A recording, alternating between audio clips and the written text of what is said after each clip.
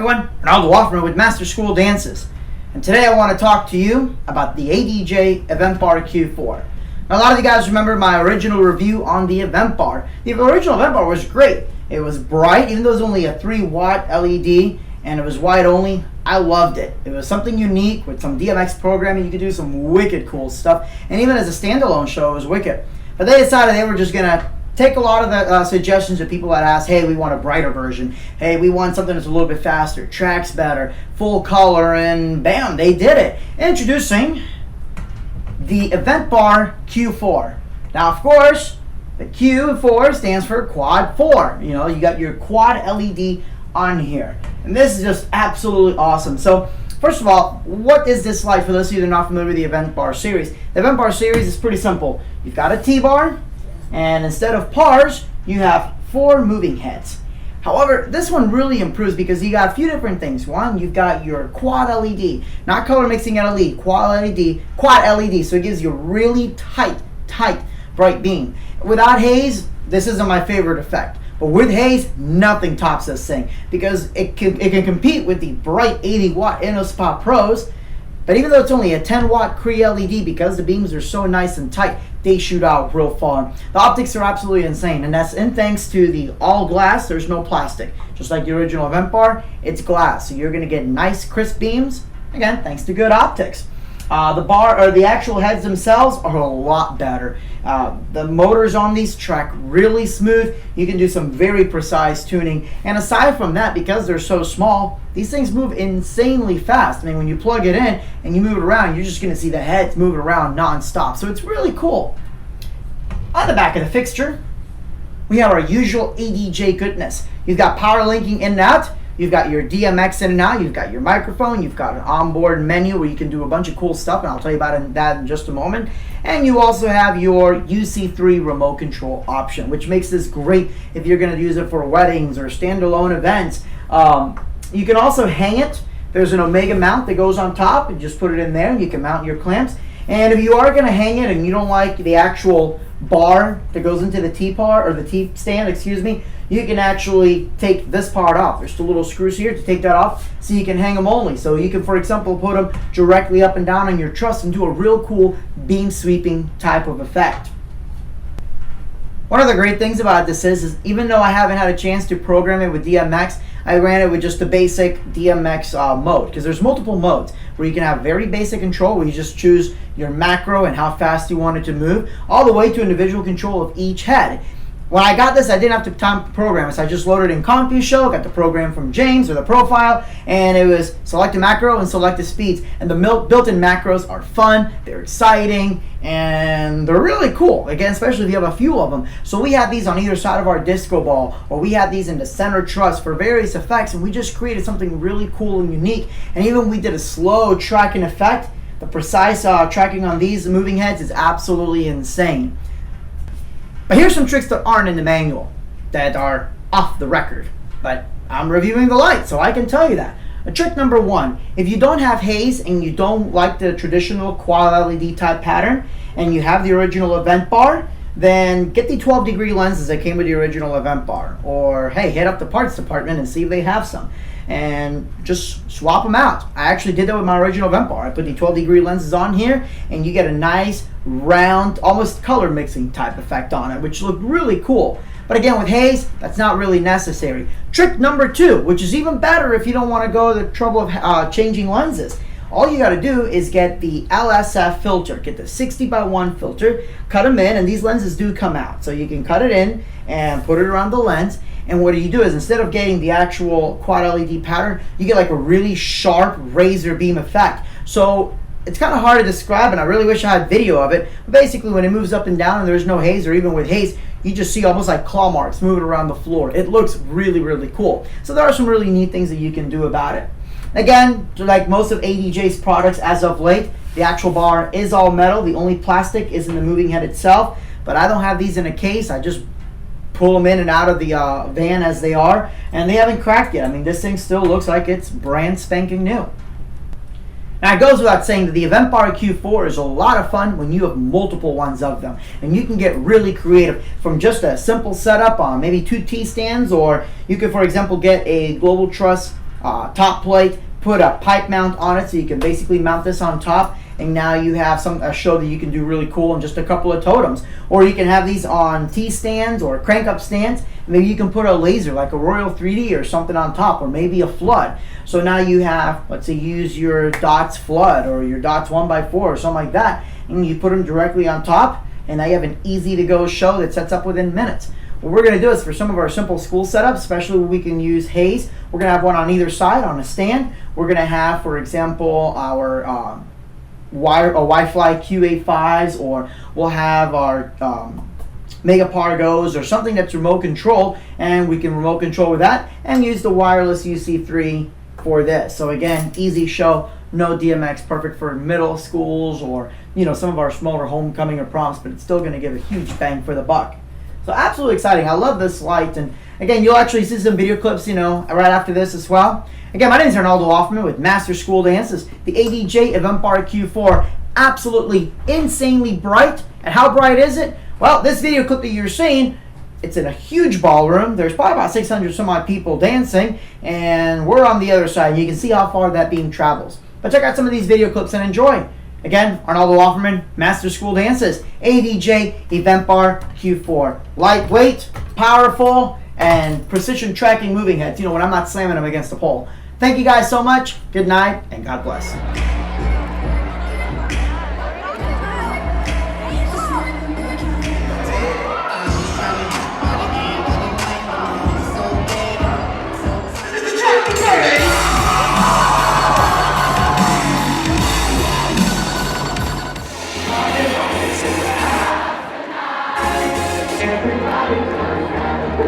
Little louder!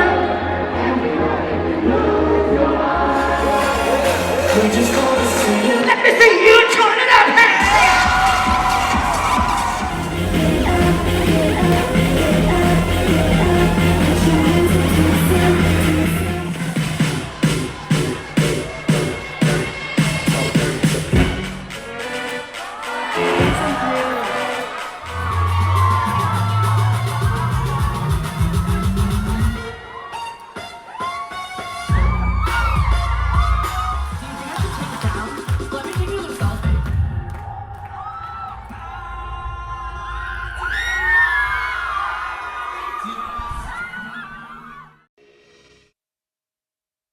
Hey everyone. Hey everyone. Hey everyone. Hey everybody. Arnaldo Offerman here with Master School Dances. And this is Detective Munch. Rock right now. Rock right now. Right now. Stop! Everybody rock! Very nice, smooth scroll on the Prism. And it has indexing. Now if you don't know what the new look that OS X does, but is this available on Windows as well? The original idea that I have would be when we do lighting, usually where it's over the DJ and it hits the 20-foot video screen, which is, it was a 25-foot. Any circumstances, let the sandpaper get dry. Do the dimmer, because that's actually the dimmer wheel, because the dimmer will control the strobe.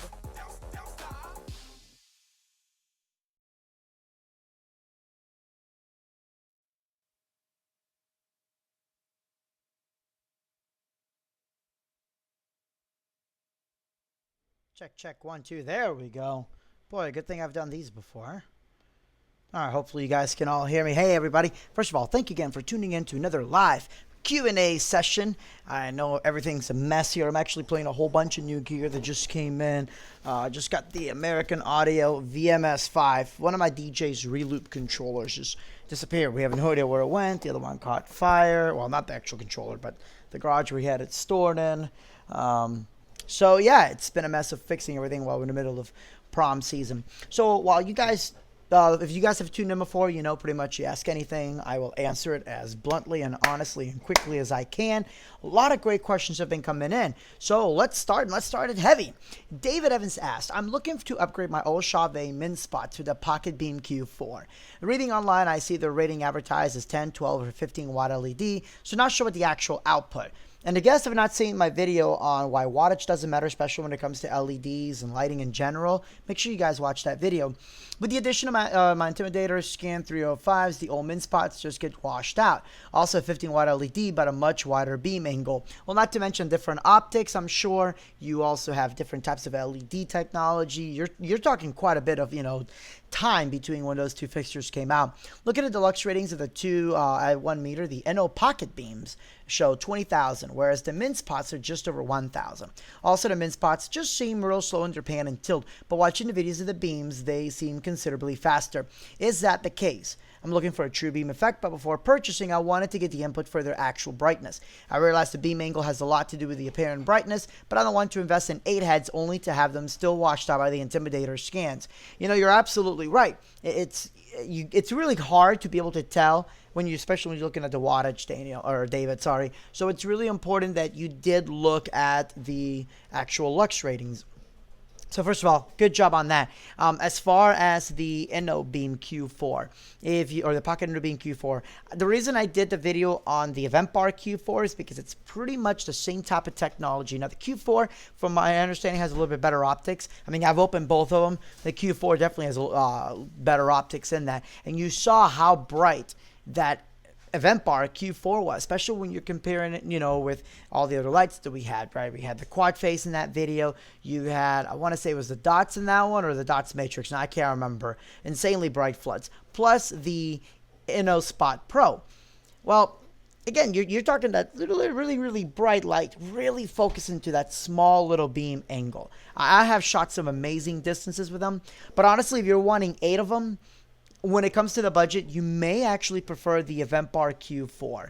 The Event Bar Q4, because the motor, the motors are, how can I describe it? The actual head itself is lighter, because with the NO Pocket Q4, the motors are all way down by all the electronics inside, right? That's why the larger the moving head, sometimes the slower it is, relatively speaking. Well, with the Q4, it's fast. Don't get me wrong, it's fast. But if you're wanting blazing fast, the Event Bar Q4 is going to be a lot faster than the NO Pocket, because all the electronics, everything else is inside the actual bar, whereas once you have that motor in there, it's controlling it, but all that motor is holding is the actual head, and that head is just a plastic case. You have your glass lenses and the LED. The drive, everything else, all that doesn't weigh that much, and the actual heavy stuff is inside the bar itself. Plus, I like the look of them. I like the built-in programs. Have some great built-in programs in case you don't use DMX. Now, the nice thing about the individual NO Pocket Beam Q4s is that if for some reason your light dies, well, you're only down 1 head as opposed to 4 of them. And you can spread them out. You can do a little bit more as far as versatility. But if you're wanting fast, easy setup, super fast, I think the Event Bar Q4 is going to be a little bit more up your speed. But yeah, I mean, absolutely. It's going to be very bright. And actually, I'm reading here, you want to do in a 3x3 matrix similar to how I mounted my PARs, yeah, then by all means, you're going to love those. And they are going to be bright. Make sure you use a good haze. Don't use any cheap fog. Even a good phaser will work. But that's the most important part, is having a good particle that's not so dense that it blocks the beam from cutting all the way through. David, you also asked about this new Sniper Pro. Has a color wheel and CMY color mixing. How does that work?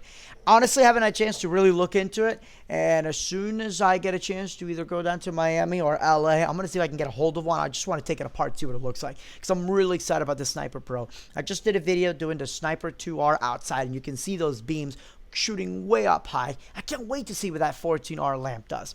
What I'm guessing is that it's basically a DMX option, right? You can choose your individual colors, and then you have CMY. What I'm curious is if you can do CMY on top of colors. Why you'd want to do that? It really depends, but I would imagine you could create some really cool color strobes while the CMY is doing the color mixing. I'm really curious what the idea is behind that, and I've seen it done with other fixtures before. But I would imagine, again, because of the speed of the Sniper, the laser effects, sometimes that CMY may not be what you want. You may want fast color strobes, and that's why they, or color, flashes to almost look like a strobe, and that's why they did that color wheel still. But you also have that CMY option. That's the one that blew me away. I mean, we've known for a while that a brighter Sniper was coming out, but the CMY, that was definitely a nice addition in there. Daniel asks, why should I go for the NO Spot Pro and not the NO Spot LED? Fantastic question. I actually have both of them, and I still prefer the InnoSpot Pro. First of all, brighter, way brighter. You also have 16-bit pan and tilt. The InnoSpot has smooth pan and tilt, but it's not 16-bit. So what happens is when you do something really, really slow, you're going to be able to tell the difference with that Pro.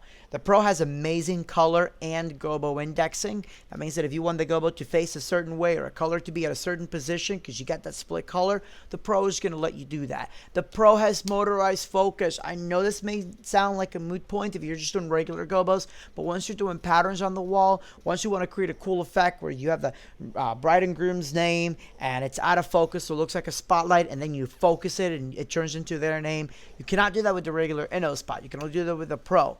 The Pro also has a much nicer prism because you've got that prism rotation, the gobo rotation. Now, the InnoSpot has the gobo rotation, but it doesn't go as slow as the InnoSpot Pro. The InnoSpot Pro does have the prism rotation, which means you also have prism indexing. You do not have that with the regular InnoSpot.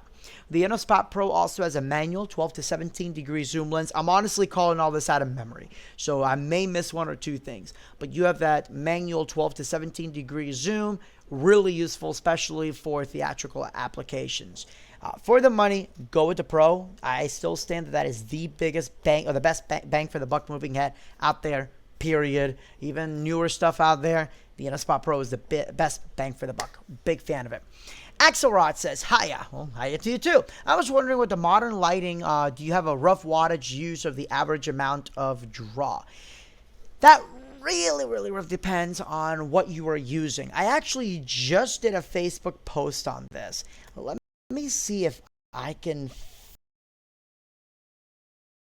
pull this up here. Let's see, 2000. I'm going to have to pull up my parts list. This was one of the proms that we did a couple of weeks ago. Actually, you know what? It was last week. Okay, so that helps. And this was for, I want to say it was for Winter Springs High School. Yes, it was, because I did all that math freaking out that I didn't have enough power. Okay, so what did I bring? What did I bring? I brought the two dots matrix. These things are huge, right? 430 watts worth of LED power, just boom. And again, wattage doesn't matter for the brightness, but they do suck up quite a bit of wattage, comparatively speaking, for LED. So we had that. We had the ADJ icon profile. We had the 4 InnoSpot Pros, 4 UV Eco DMXs. We had the ADJ Visi Roller. We had a Freak Matrix, 2 of the Freak 16s, and all that barely took total at, let's say, only 115 volts. It's 120, but I always schedule 115 in case there's a voltage drop. That was barely 9.5 amps. It was maybe pushing 10 at the most. So you're talking that entire light show, which flooded the whole room and then some, took less power than the 2 other Source 4 Juniors that we had. So that was really nice to know. So again, great question. It really depends on what you're using, what you're bringing out, but especially with LED, with the new MSD, the Platinum Series lamps like the 2R5, even the 1417R, they suck up nowhere near the power that they used to. Same thing for sound. Because of Class D technology, you can have very low power draw and just have insane sound coming out of it. Brolin says, how come ADJ sticks to the IEC out that requires me to use an adapter to hook up other devices? I use wireless DMX, and Chauvet has a standard out for plug for power that I can just plug into. I can't speak on behalf of Chauvet, but I can tell you the reason ADJ does that. Now, they also do PowerCon. It's a standard. The ECOM cable, IEC, that's not a special adapter. That's because we, and I say we because I also have lights, and other lights that have those regular standard Edison plug-in. I don't want a DJ plugging a freaking speaker to that, and I've seen it happen before. I do a lot of rentals. I've seen people do that. Way back in the day when I had the color strips, right, the Chauvet color strips, I think we've all had or used them at some point, right? They have that out. I had somebody to try plug in a subwoofer to that. Why? I have no idea, but they did. They used that to light up their table, and they plugged the sub into it. Needless to say, the fuse blew. Duh. So I think it's more of that. Now, granted, you could do that with an IEC to IEC, but it's more of a standard type thing, okay? Well, you're not just supposed to plug anything directly into that. that's, I think, really more than what it is. That it is a standard. I personally prefer IEC. Between all three of them, though, PowerCon is the best, because PowerCon, you can't accidentally unplug something, and it's a little bit more durable to road abuse, if that makes sense. Anthony, what is my beef with constant curvature arrays? Well, they're not real line arrays. And the companies that sell constant curvature, and we all know who they are, call them arrays, and I don't like that, okay? I can't sit there and put two speakers together and call it an array, because we all know it isn't. So why would you do that with a constant curvature? It's not a line array. You cannot change the angle of it. You just have, it's called a constant curvature if you guys are familiar with it, because once you stack them all up, you just make a complete circle. That's not a line array. It's not a real thing. It offers zero benefit over point source speakers for the money that they charge, for what they cost. No, I'd rather stick with point source speakers, properly angle them. Oh, look, I have a constant curvature and it didn't cost me 3 times the price. To me, that's ridiculous. If you want line arrays, you get a line array. You don't get a constant curvature, because that's not a line array. That's a wannabe. That's my beef with it. Exelrod asks, I also was wondering if you have a chance to choose a top 5 favorite lights used the most, or you like the look of. Oh, man, that's kind of a tough one. Right now, let's say my top 5s. I still love the ADJ Dots Matrix. 2 of those, I can flood an entire gymnasium. Really, that's all I need is 2 of those. Bam, entire gym fill. Let's talk about the 5Ps and the 12P hexes. Any one of those. The hex fixtures are great because you have your RGB, you've got white, amber, and you've got the UV. The UV gives you the real cool glow-in-the-dark effect, but if you mix it with other colors, you get colors that were never possible with LEDs, such as hot pinks, lime, cyans. You never really got those, especially where they shut up well on camera, but now they do thanks to that UV LED. Big fan of the Visi Roll. Love the hell out of that light. I know it's been out for quite some time. I love the ADJ Icon Profile. Just recently got that. Let's see. That's 4 of them, right? Yes. And I'm trying to think of a light that I use all the time. I know the Asteroid 1200, but that just really just came out. I still haven't quite used it as much as I should. Man, the Warlock. Because if you don't have haze, the Warlock allows me, it looks great with haze, but without haze, you still get tons of beams everywhere, and it's elegant enough also for a wedding too, so I do like that a lot.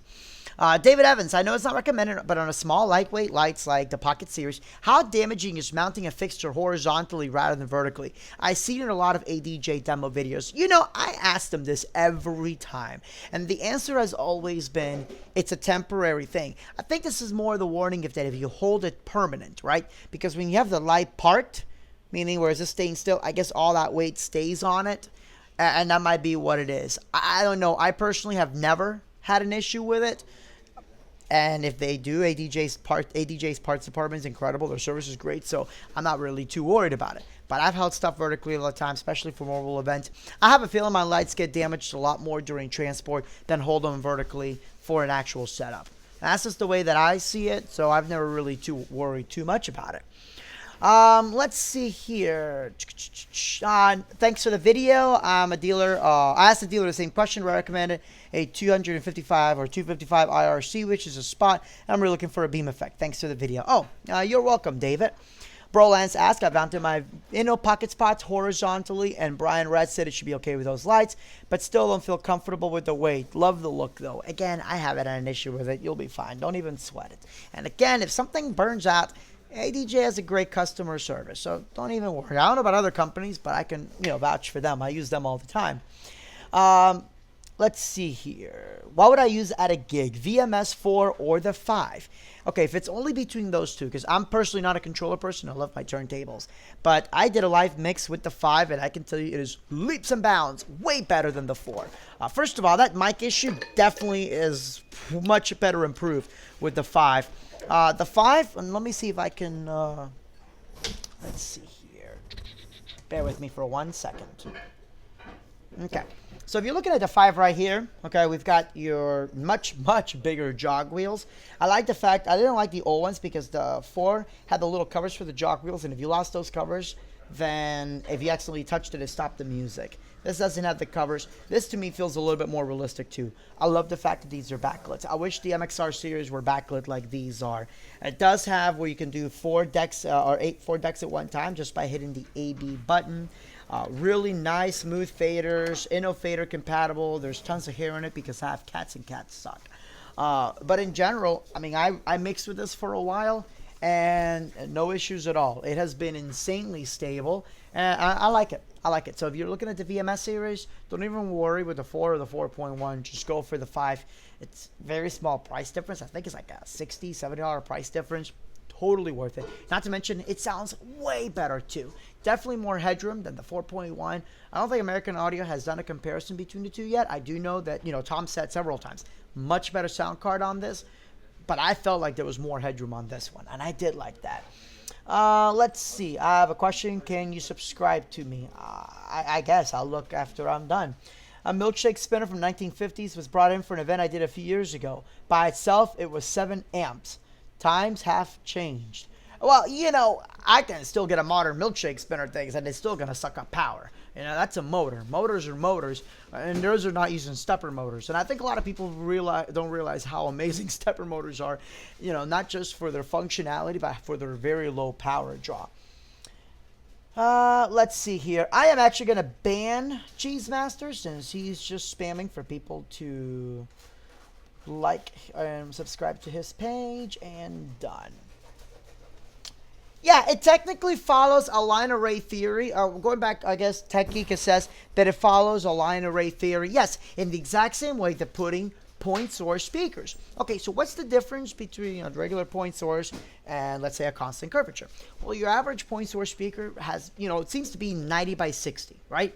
So if you have 90 by 60 and you put them side by side, you're going to have, basically it's going to clash. Let's put it as layman terms as possible. Your waves are going to crash, and you're going to have, it's going to divide by 0. The universe collapses in on itself. Just kidding. It's going to, cancel out comb filtering, all sorts of words that just don't sound good, right? Is that layman enough? Okay. So what happens is if you're doing 2 of those side by side, you want to almost separate them like in a 50-degree angle. And you're good to go there. I've done that before, and then I've even had one in the center, and a lot of times I have to delay the center one a little bit, okay? And that's why I use the EVETX for that, especially for the center one, because it's got the built-in delay. I don't need to worry about bringing any after processors or anything like that. Whereas, the constant curvature is in a much smaller output, per individual driver. However, you have speakers, for example, the EVETX 35. That one has, I guess you can change it, right? You can do where it's 90 by 60, or I want to say 15 by 30. So that way you could do several of them in a constant curvature effect. What I don't like about constant curvature, that it is not a line array. And I've seen people buy these things and then say, oh, we rent out line arrays. No, you don't, dude. You're not renting out a line array. It follows the principles of a line array, but it isn't a line array, okay? It's like buying an El Camino and saying that it has the same principles as a full-size pickup truck.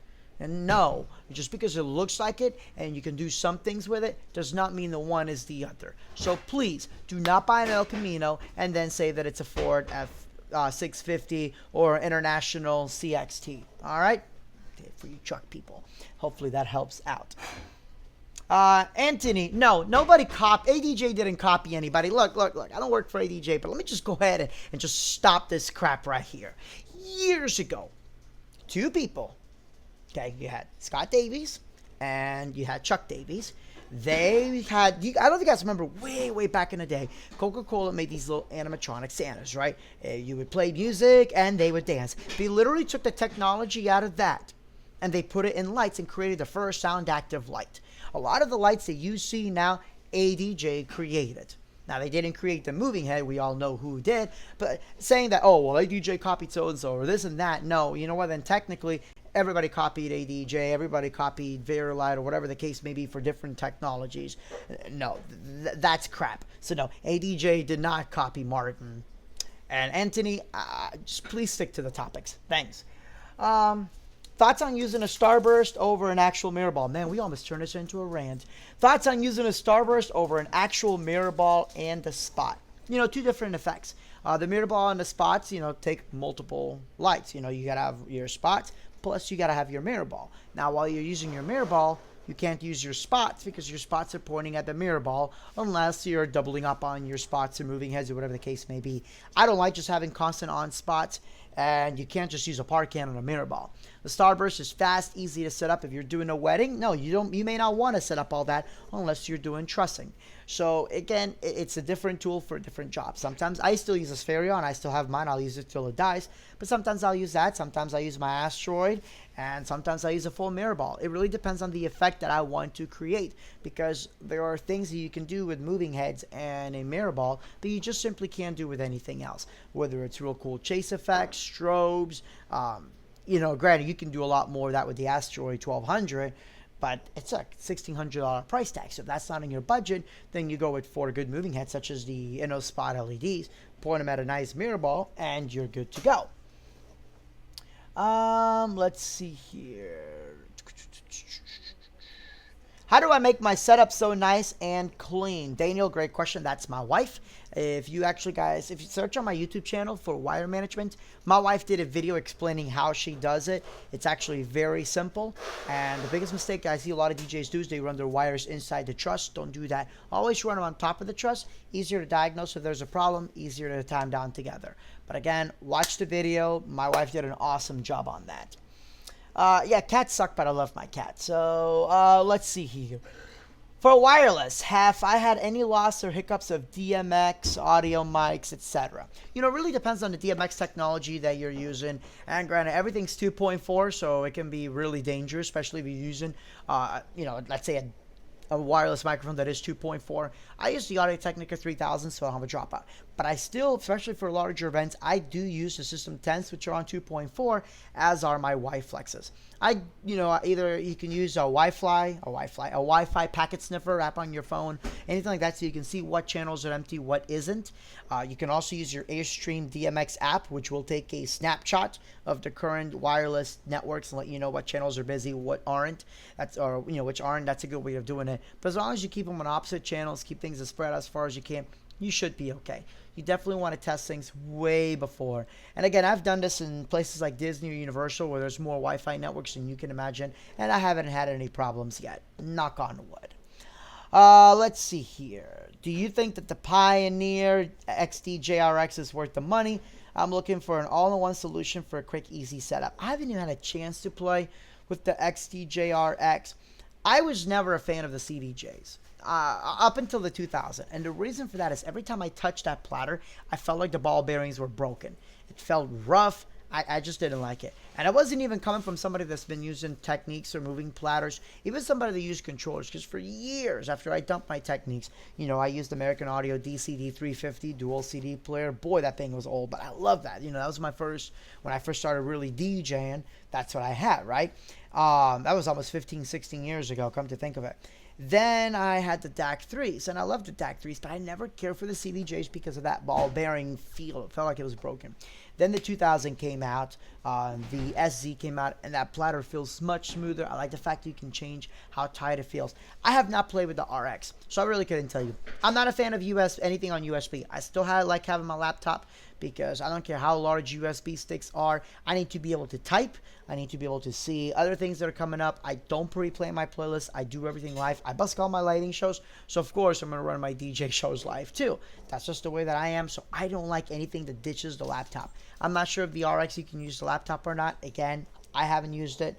So, I really couldn't tell you on that. Anthony asks, so what are your thoughts on the non-load braking PowerCon or the braking PowerCon True 1? Clarify your question a little bit. Like, what exactly... Hold on, I just had another question come in. What exactly are you talking about as far as my thoughts? PowerCon. PowerCon's PowerCon. PowerCon is good. I like PowerCon. But yeah, some exactly what you're talking about, or clarify that, and that would be great. The Denon MCX 8000 looks very promising. I have not used the Denon either. I still had the 6000. Great little all-in-one controller. Had this huge rolling case and Broland says the RX is compatible with most DJ software, and yes, laptop ready. You know, I do know enough about this, about the RX. I think this is Pioneer's way of breaking everything up with Serato and really pushing onto Rekordbox. There's a lot of licensing plays that are going in the background. We all know this, and everybody knows Pioneer wants everybody to go to Rekordbox. That's nothing new. What would be nice is if they would stop, if they would start supporting legacy hardware. I know that when Serato DJ came out for a while, they didn't support the 900s or whatever, and a lot of people were upset by that. And to me, that's crap, but that's just my opinion. And don't give me that, USB standard, because USB, MIDI, HID is pretty all compatible. If Virtual DJ can do it, anybody can. Oh, you're talking. Okay, so Anthony says with the PowerCon, the regular PowerCon, you really can't disconnect it. The new True One, you can. I'll be honest with you, I haven't seen the new PowerCon True One. You're not the first person that brought that up. I know somebody else that complained about a new PowerCon that you can disconnect. Let me look at this. Let's look up this PowerCon True One. No. I don't see where you can disconnect it. Oh, Anthony, you are definitely mistaken, sir. I'm looking at it here. Let me see if I can put this here so you guys can see it. Stand by for 1 second.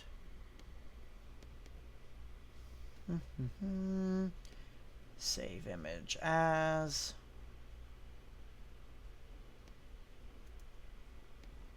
There we go.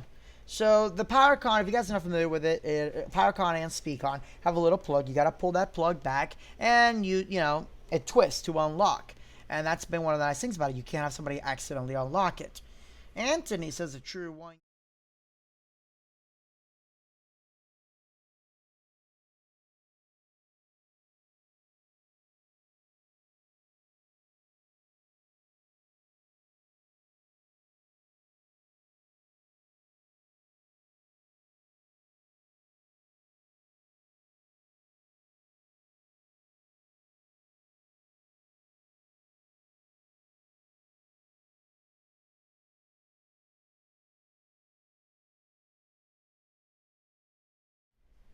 I just realized that my mic didn't go through.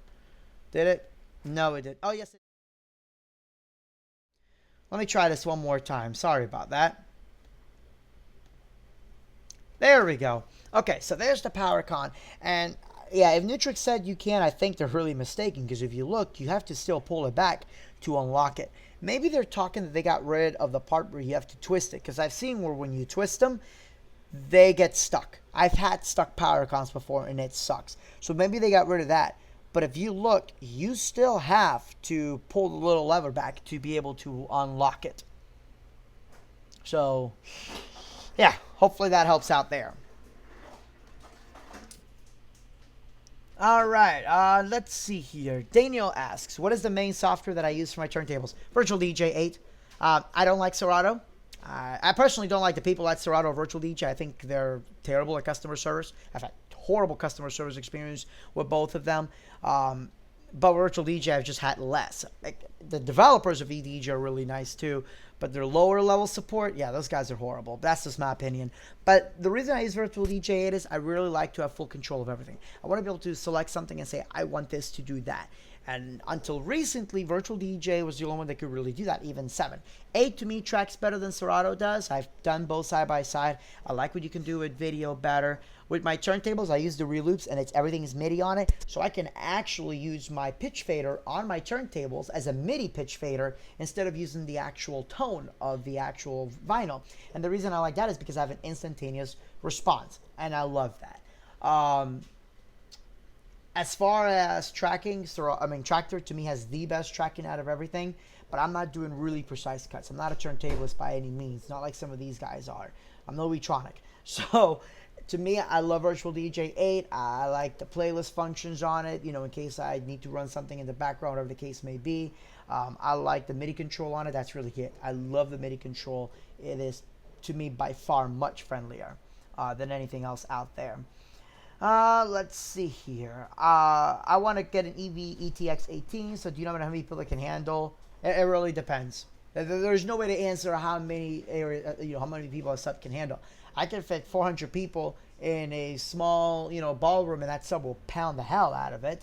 But then if I put those 400 people in a ballroom 3 times the size, well, it's not going to sound good at all. So it's one of those that it really depends, you know, and it depends on what kind of sound you want to achieve.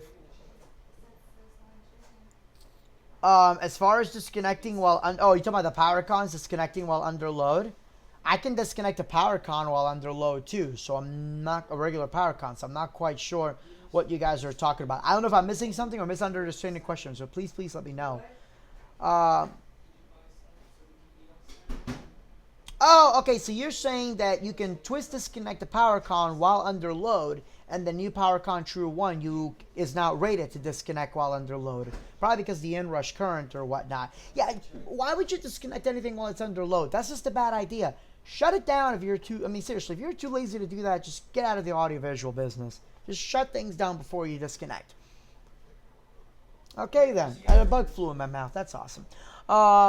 I like the power con since the heavy bass or something tripping or someone tripping over a cable has unplugged their light or speaker. Axelot, you're absolutely right. What I don't like is that some of my lights are power con, some are IEC out, so now I have IEC to power con cables.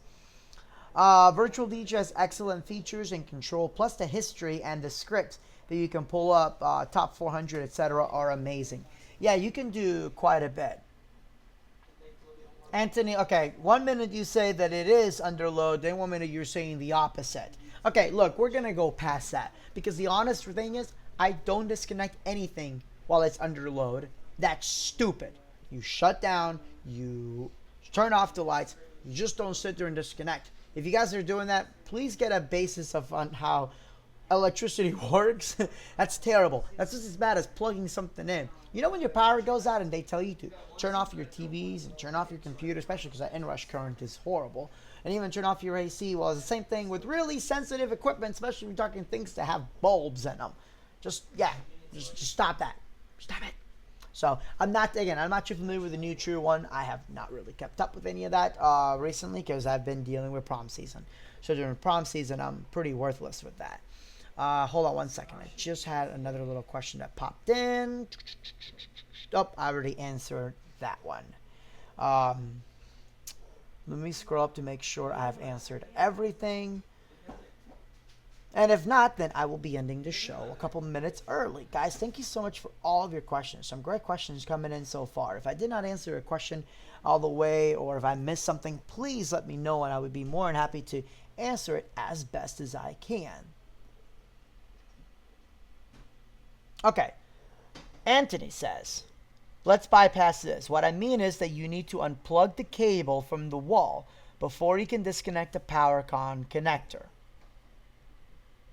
Okay, so wait. Are you saying the new True 1, you have to unplug it from the wall before you disconnect it from the light?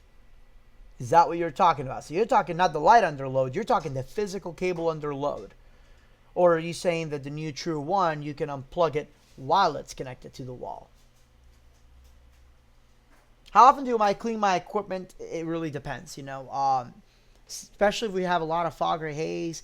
We try to clean it up, as much as once every season. Sometimes we don't get a chance, and we wait till it's really dirty. The Lecos have been neglected. I really got to clean those Lecos. But I definitely recommend at least doing it once a year.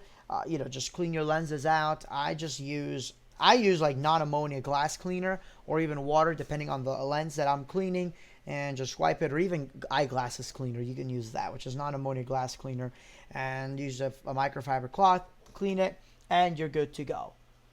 Okay, so the new one, so let's go back to the stupid power con thing. So the new power con, you can disconnect it while it's still plugged into the wall.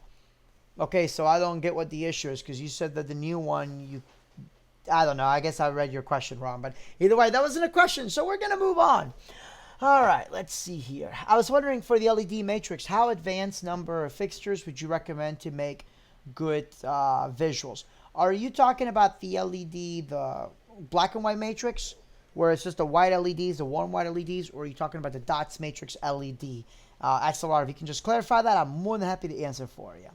Back to CMY color mixing, again, very new to it. How does color mixing work with a discharge bulb? My only understanding is with LED, you have, so basically you guys know how RGB color mixing works. CMY color mixing, David, that is a great question. Let me pull up a CMY color wheel set, And let's see here. CMY color wheel.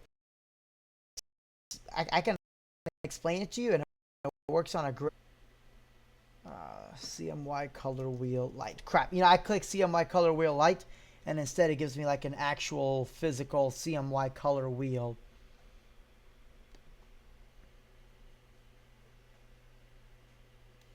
So I'm going to pull up a CMY subtractive color mixing. I'm not going to go too crazy into this for two reasons. It's because A, I want to get lots of visuals to really answer this, and B, there was never enough time.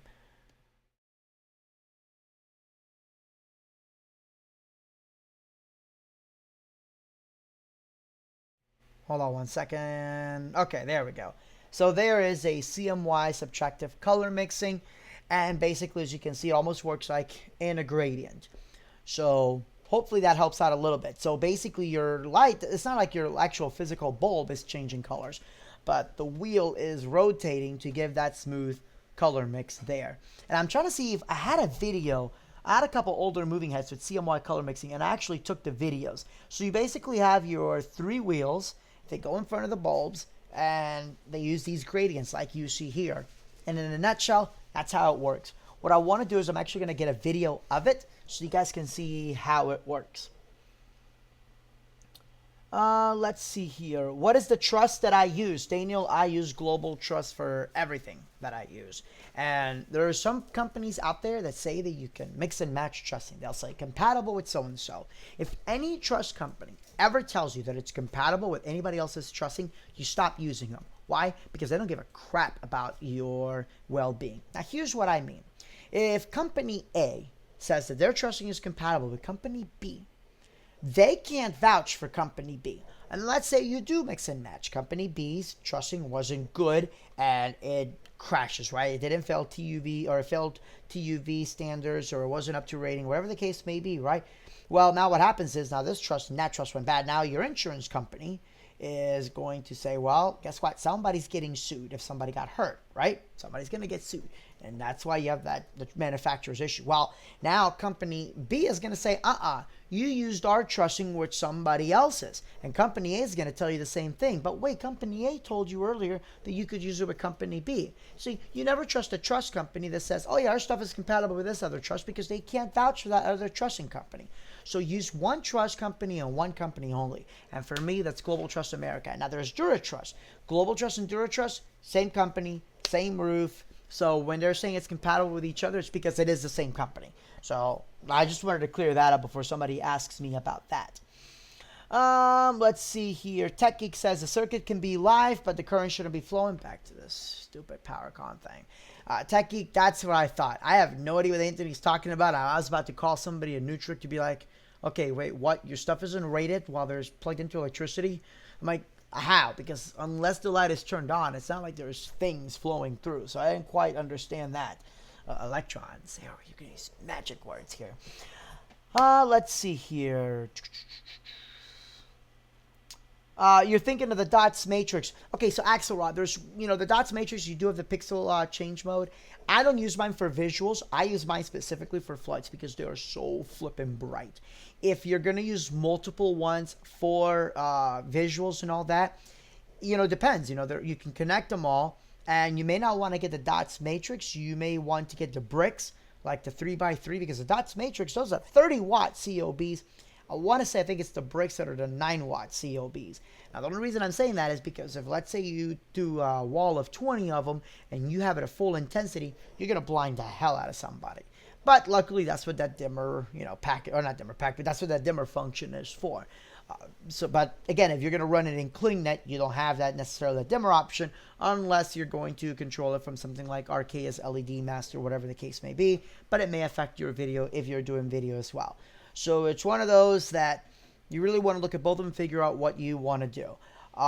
If you really want to go with the Mac Daddy of all of them, Elation Q-Pix are awesome. And they have the CleanNet built in, so you don't need Easy Clean. But I have seen, we actually did it for ADJ. It was for LDI. Edgar had the roof, and we did 1, 2, 3, 4, 5. There was like 10 of the dots matrix, and they weren't all next to each other. It was like 1 space 2 space 3 space 4, and then space 1, space 2, space 3, and then so forth. There was like 10 of them, some odd in there, and it looked really cool. So that's one unique way you can do that. You could also do a video screen and have the dots matrix on the corners and use CleanNet technology with Media Master to really make it all into one nice show. If you guys are not familiar with CleanNet, make sure you subscribe to my channel and click on the CleanNet playlist. Let's see here. I cannot afford trust at this point. Are the top plays that can be mounted to the speaker stands to mount moving headlights, and is that safe on a speaker stand? No, it's not. I've done something similar. I've put like small lights before. I've put a little small mount and I've hung 2 lights out of it. But I have really lightweight speakers. And like, for example, let's say I'm using, at that point, I want to say I did the RCFs. And they were only like maybe 30, 40 pounds each. And I put an NO12 and a dots, not dots, I'm sorry. NO color beam 12. And I did a Mega Tripar 64.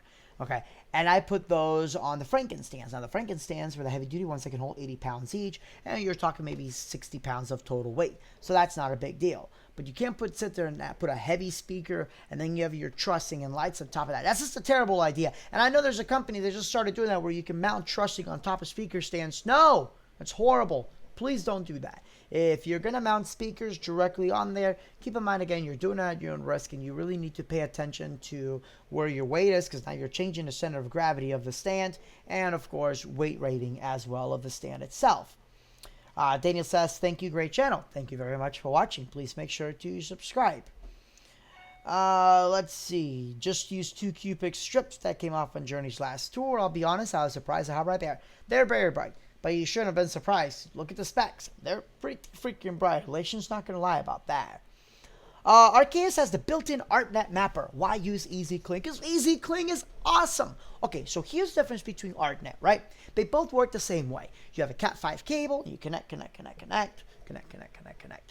But with ArtNet, you've got DMX universes. And if you're doing pixel tape, it's a huge pain where the sun doesn't shine, right? Or if you're doing the long LED strips, because now you got to remember, okay, this light is, and if it's ArtNet only, meaning there's no addresses or anything like that.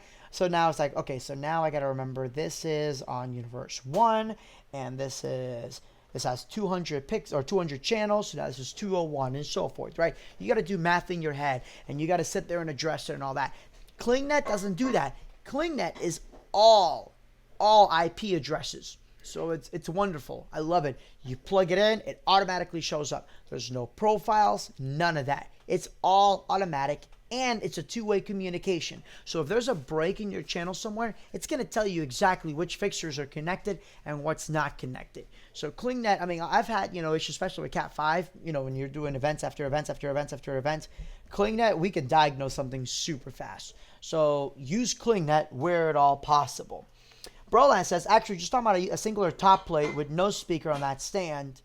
Oh, you're talking about using like a tripod, putting like a little plate and all that. Yeah, I've done that before. But keep in mind that some of your bigger moving heads are going to have torque, whereas a speaker doesn't have torque, meaning your light's moving around, thrashing and all that, and your stand can do that. So make sure your legs are wide, that the supports are parallel, and you should be okay. But again, you're at your own risk.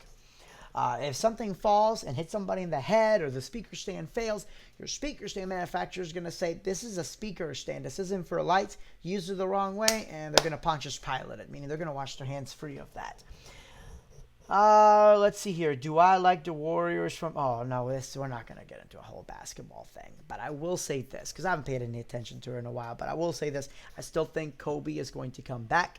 My son is a huge basketball fan, and we've been talking about this. No way the dude's retiring. He's going to get bored, and he's going to come back into it. And you know what I hope happens? I hope the Lakers go after LeBron, because LeBron's only going to be for the Cavs for so long. We already know he's not going to retire there. I hope they go after him, because all y'all going to be so confused. You're going to be so confused if LeBron joins the Lakers. That's all I'm saying. Well, watch all the thumbs down from that comment right there.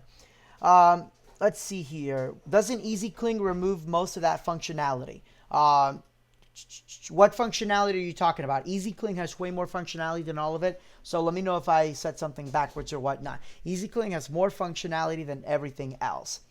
Or you're talking about easy cling. You're talking about ClingNet. I'm so sorry. You're talking about ClingNet. Okay, if a light has the built-in ArtNet mapper, yeah, you don't need easy or built-in ArtNet. You don't need easy cling. Easy cling does not translate to ArtNet. I read your question as ClingNet, so I apologize. Easy cling is to convert. Basically, it's an ArtNet to DMX converter, right? So it can do ArtNet or it can do ClingNet. So if you have a light like, let's say, the dots matrix that's DMX only, this light will convert that into DMX, so you can do that. But I've also used my ClingNet as a last minute universe. So like, for example, I needed a fifth universe and I didn't have my eNode with me. So I grabbed one of my Easy Cling boxes and I used it as a regular ArtNet to DMX out. It's the cheapest ArtNet to DMX converter anywhere. So even if you're not using ClingNet Tech Geek, go for the Easy Cling box because it's a nice little last minute converter. And of course, it works with pixel tape too, so that's really nice too. I know what BO3 stands for. I don't play that. I'm a Wii U person. Jason loves Black Ops. I don't play that. For me, it's Mario Kart and Smash Brothers, and I will destroy you so hard on Mario Kart that your dog will bleed. Let's see here. What audio mixer do I use for mic'd events? I'm a huge Yamaha fan, Anthony. So I use pretty much all Yamaha stuff, right? I have for smaller events, I have either the MG06X or I have the AG06. I'm a huge fan of the AG06 because you can record directly into your computer. You can add effects from your computer, right? So you can actually hook it up to your computer and add more effects. You can control certain parts of it from your computer. You can save your presets into the mixer so you don't need your computer. But it's got so many features in this tiny little portable mixer. Same thing with the AG06X. As a matter of fact, on my DJ coffin, I go from my DJ mixer into the MG06X. Yeah, well, your mother sucks, Eric. Just kidding. Let's see here. Digital versus analog audio console. Technically, I think the analog audio consoles are still digital in some way, shape, or form.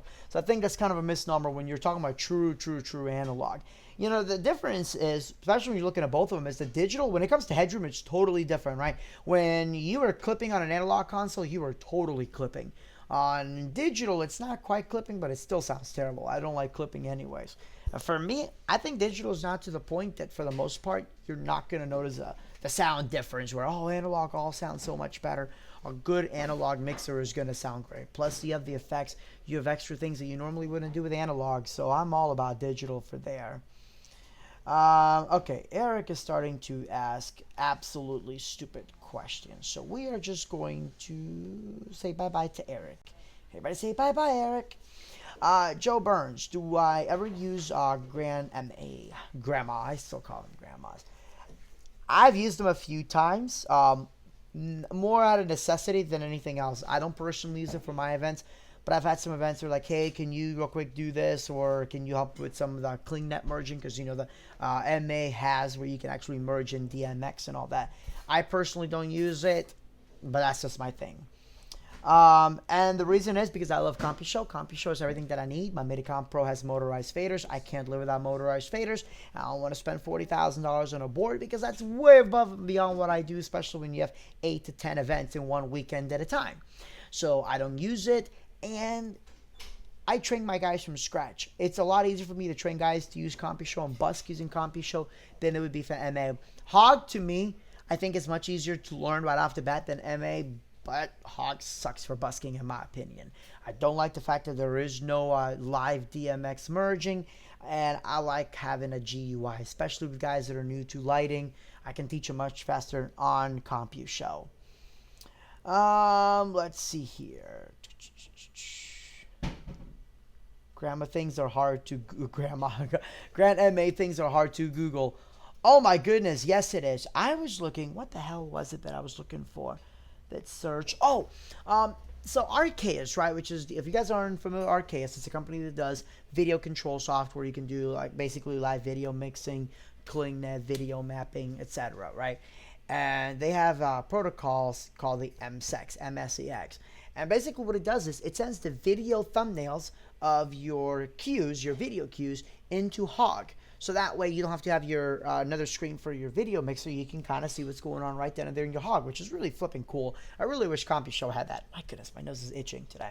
Anyway, somebody asked me, does MA have that? I'm like, I had no idea. So I tried looking it up.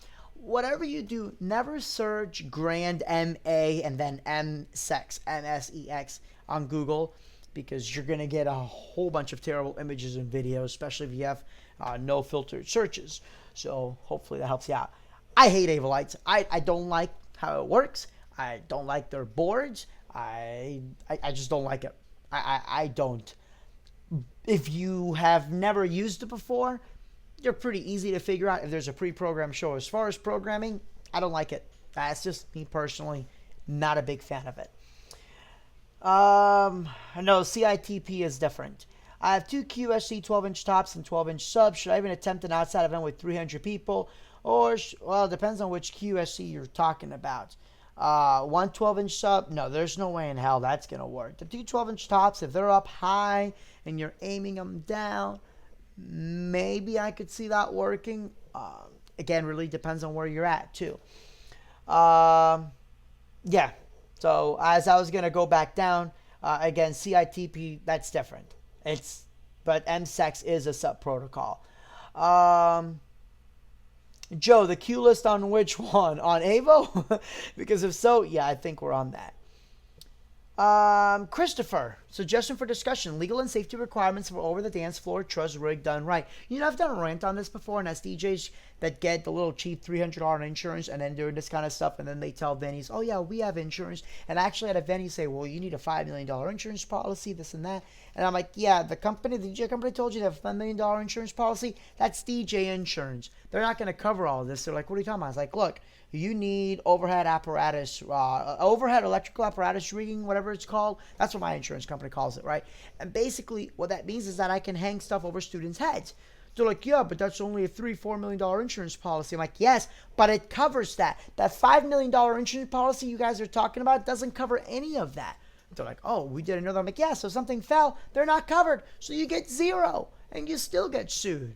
They're like, oh, we didn't know. I'm like, exactly. So, yeah, basically I tell people, if you don't feel comfortable telling your insurance company what you're doing, then you shouldn't be doing it. My insurance company knows what we do. They know the stuff we hang, and we pay out the nose for it, relatively speaking. I think it's like $2,000 a year, which is really cheap. It's not $300 a year cheap, but I'm not doing little cheap events where I can only afford $300 a year insurance. Yeah, get the right insurance, get it the right time. And as far as the safety requirements, you know, it's called don't be stupid. Understand how trust works. Understand what your load limit is. If you have trusting and you don't know your load limit for total weight, center point, and a single point, what you can hang, don't be doing truss. You need to understand that. I don't want to say you need to have that memorized, but you need to know what you can and cannot do. MA can use MSEX, but RKS, is it MSEX or MSEX? You know, that's the one question I'm going to ask you, and tell me, because I've heard both. RKS is MA net built in, so not really needed. TechGeek, I think the question was because of the .2. I don't think .2 is MA net compatibility, and I haven't played with the .2, so I have no idea on that. Chris, yes, family's doing well. Thank you very much. I appreciate it. And Joe, yeah, I don't like the Q list on AVO. I don't really like the Q list on many things except MA. And, okay, MA and Hog. They both do a nice job with that. Have I ever used Jans? Oh, God, I hate Jans. You know what I hate about it? Every time that either I've used it or I've done an event where I got to do a photo shoot, and it's always at a church, right? Where somebody needs help or whatever the case may be. And even a lighting tech or somebody, the lighting tech that programmed it is never there. It's always somebody that has been taught how to use it. And I ask them, hey, do me a favor, give me everything, park the lights over this way, and give me everything on a solid, whatever color. It's taking like 10 minutes. I'm like, seriously, guys, come on. This is taking way too long. Just give me the damn thing. I can just sit there and I'm plugging CompuShow and do it a lot faster than that. I've never liked Jans. I don't like how it looks. I don't like how it operates. I don't like the Q list. I don't like it personally. I don't understand why churches keep using it when there's nothing simple about it compared to other softwares. I mean, shoot, you could get a Hog. Actually, get the Hedgehog. And to me, that's easier to teach somebody than Jans. I don't like it. I know you just said I was introduced to it and it was amazing. I don't get it. Do you use points? No, I don't use that, and I don't use the Martin Mach auras enough to give you really a good experience on it. So unfortunately, no. I don't like giving opinions on things that I haven't used enough of. I can give you first impressions, but not really on that. Martin, best for busking. Yeah, the new MPC, you can definitely do quite a bit of it. Hog was never meant for busking. If you're doing time code, I don't think there's anything better than a Hog really for time code. As far as ease of use, I think Hog really has that beat. Plus, Hog does allow you to do quite a bit of overriding, busking while you're doing time code. But as far as busking, I can tell right now, the one's properly prepared, I can do way more in CompuShow live busking than anything else out there. I can do some killer stuff, even with lights that I have zero programming for. Pathway Cognito is dead simple. Let's see here. Do you have any knowledge of my DMX 2.0? I've got lots of knowledge on my DMX 2.0. I went with that last year. It seemed simple enough for my wife to understand, but going on a year now without an update. That's incorrect. There's tons of updates. Please join our My DMX group. Tons of updates, tons of new things coming up every day. If you're looking for feature after feature, no, because that stuff takes forever to code. It doesn't matter what software is. People think that, all of a sudden software's going to keep coding. You want to know how you can fix that? We should just stop giving the software for free and pay for the box and pay for the software. That's been my opinion for a long time. And I guarantee you that you're going to get a lot more updates a lot faster. But unfortunately, it doesn't work that way. People don't want to pay for software. They only want to pay for the box. So you're going to get the coding at the rate that it comes through. But my DMX, there's been plenty of features, even the last 4 months alone. So make sure you search the My DMX and Buddy discussion group, and you're going to find lots there. Give me 1 second. I think a question just came in. Oh, that is spam, but let's see what this is. Okay, I don't know what that is, but that's not it.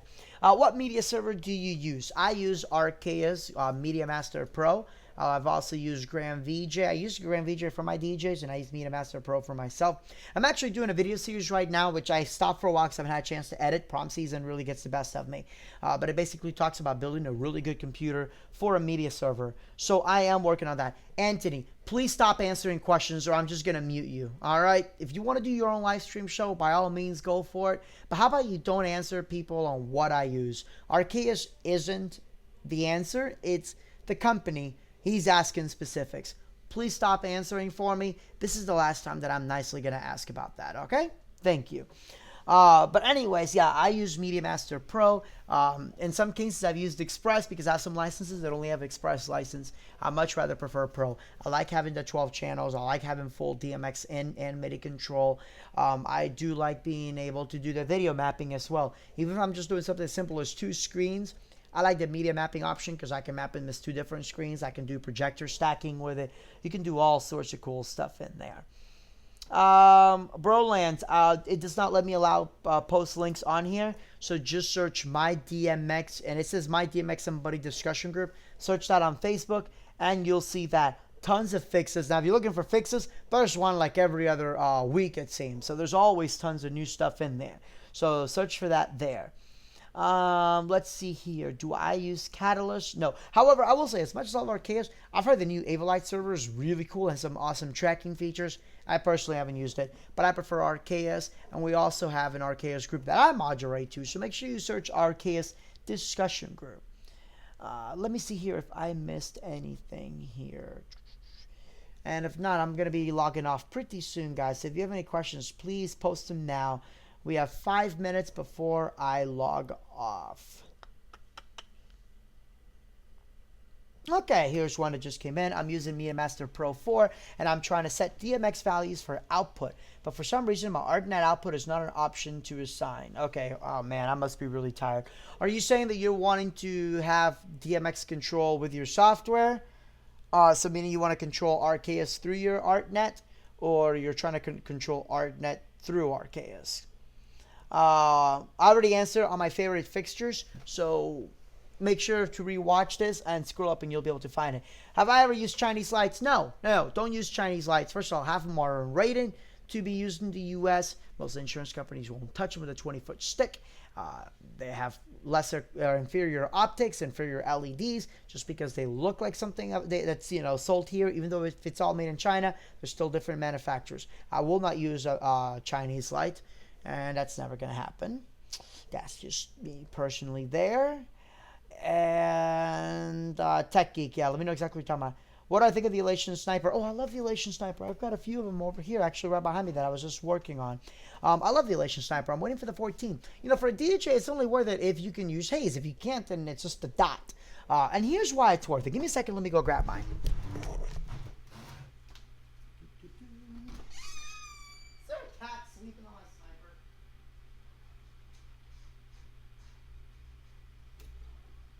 Guys, this sniper is a heavy fixture compared to a traditional light. And I'm going to speak this in terms of also a multi-op too, right? So the Elation Sniper, you guys haven't seen it there. It's actually pretty small for how powerful it is. Way bright, right? If you're looking, and you have to have haze because there's no spot effect. It's a beam only. So you have your beam, so you can use it as a scanner. You can use it as doing some really cool hot beams, and you also have your prism, so you can use it somewhat as like a spot type scanner, but not really, because it's still a really narrow beam. But the advantage of it is that you do have the laser emulator on it. So if you want to point lasers to the crowd, don't do that because that's illegal, but you can use this guy right here.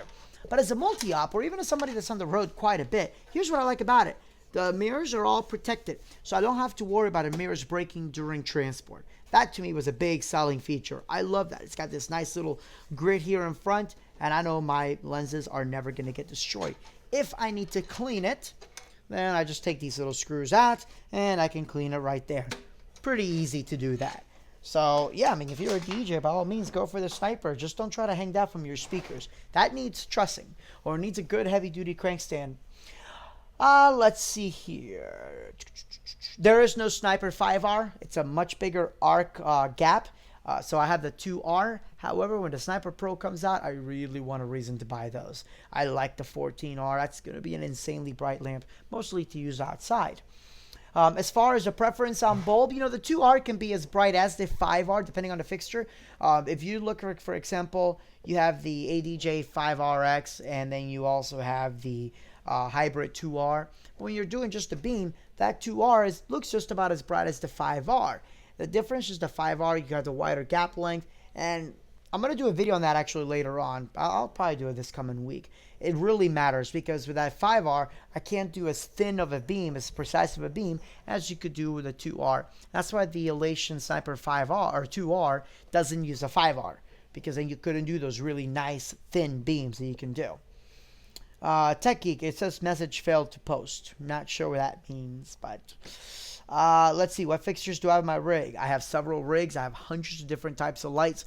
So I would say go to my website, my blog, which I've been having issues left and right. I'm finally going to start updating it, arnaldoofferman.com, and you can see my gig logs there.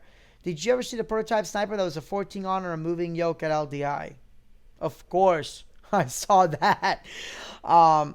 And yeah, that's all we'll mention about that right now. Personally, I'm just happy they stuck with the 14R. I think, with a single one like this, and instead of the money going towards it being on a moving head, although I can really see the uses of that, I'm glad they added the CMY color wheel. That is going to be really exciting, especially if you mix and match it with analog lasers. Let's see here. I believe that is it, guys. If there is any other questions, I'm going to be signing off really soon. I'm going to give it about a minute, and if not, I'll be saying Auf Wiedersehen. I was not a pro light and sound. I would love to, but this is my busy season. Prom season is my big money maker. This is what puts money in my pocket, so there was no way I was leaving. For some reason, I can't leave in the middle of BPM. It's in the middle of my homecoming season, and it's on a weekend, so I cannot do that. But as far as the things that I saw at Pro Light and Sound, again, a lot of the stuff that they featured, I've been using already for a while, such as the Airstream DMX. The new ADJ RX1, really excited to see that. Laser World just debuted. I almost mispronounced that. IP65 laser. I'm really excited to see what that's all about. But again, the RX1, the Focus Z3 from ADJ, which is basically like an InnoSpot Pro on steroids. That looks pretty freaking cool, especially for the price point. That may wind up being the biggest bang for the buck out there.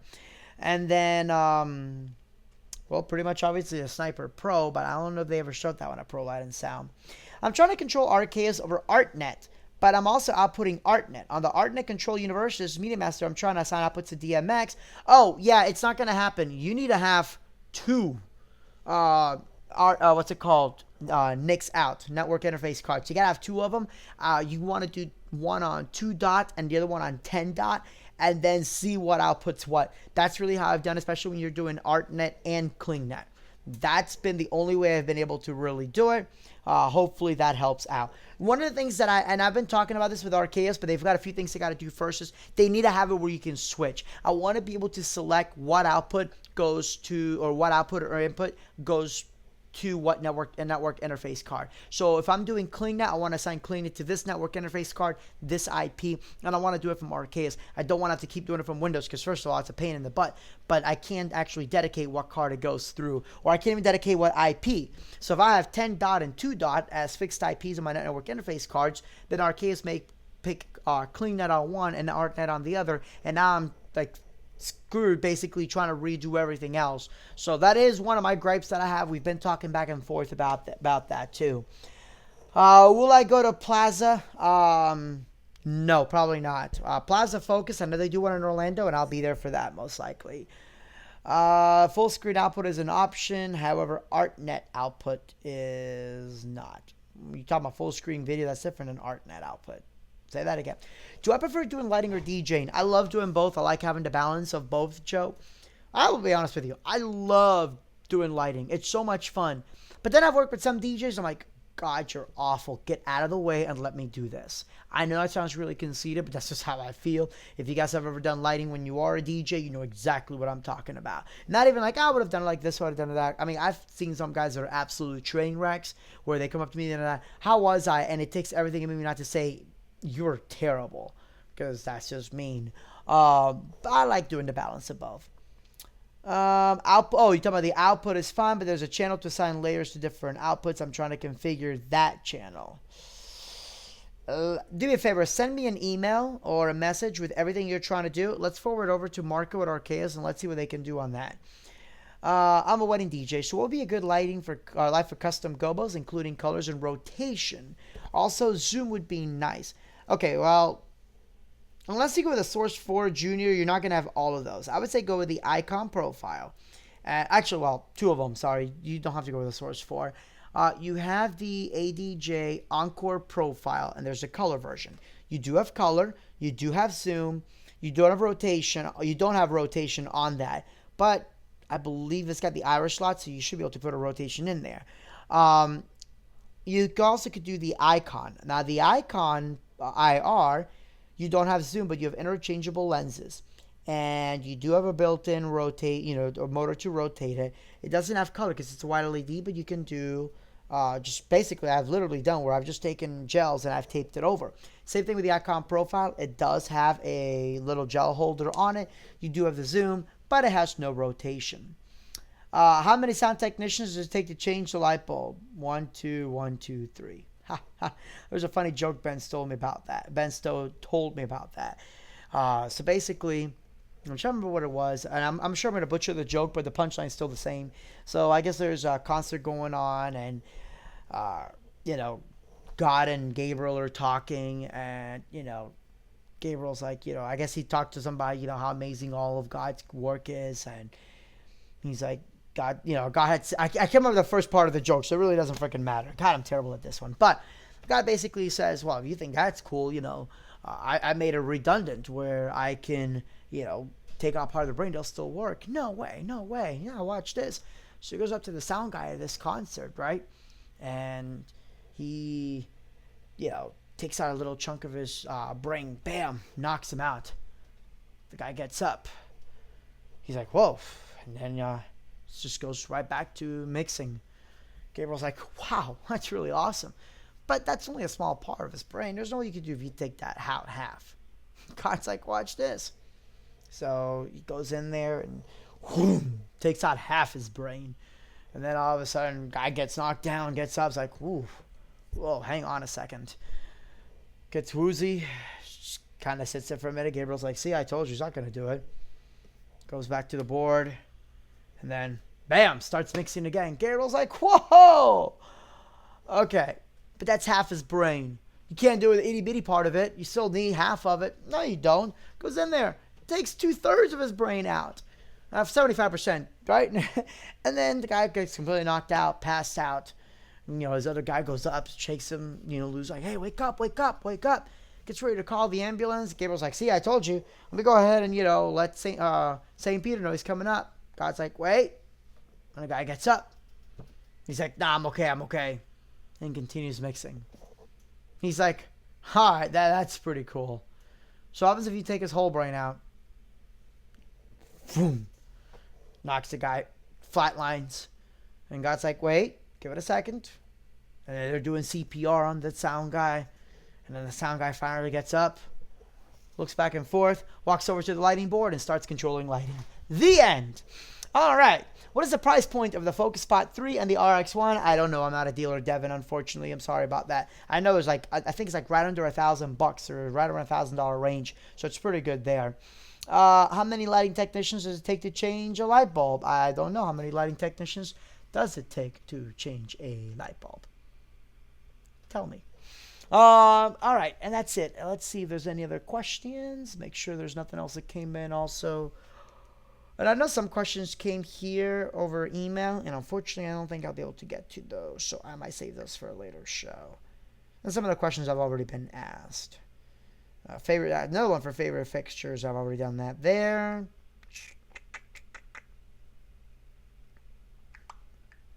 All right, so I believe that none. It's a lamp. Ha! Ha ha ha! Clever. Yeah, Devin, I'm pretty sure it's right around $1,000 range. If you go search on ADJ's Facebook group where they posted the videos, I know they posted the map pricing on there. So with that being said, I am going to log off. Guys, thank you very much for tuning in. Any questions or anything like that, or any comments, please leave them down below. Tune in for the next show. I'm going to try to do it again next Thursday. May even be Wednesday, but make sure you guys tune in. Thank you so much. Good night. And God bless.